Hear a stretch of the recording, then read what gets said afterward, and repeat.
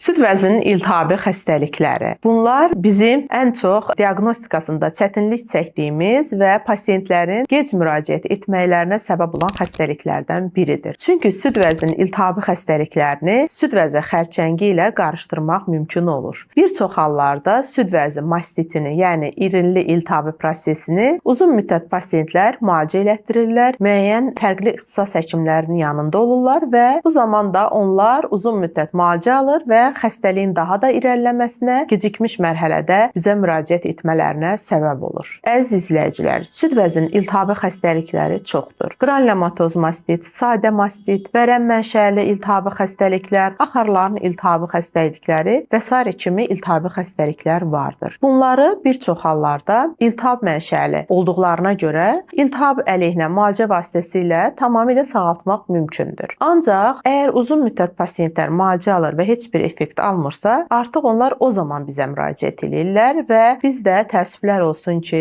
müəyyən hallarda süd vəzi xərçəngini aşkar edirik. Ona görə də süd vəzinizdə hər hansı bir problem varsa, onkoloq-mammoloq müayinəsində olmağı unutmayın. Çünki onkoloq-mammoloq həm də süd vəzi xərçəngi olub-olmamağınızı da dəqiqləşdirəcəkdir. Bunun vasitəsilə xəstəliyi vaxtında müəyyən edib tam şəkildə müalicə edə bilirik.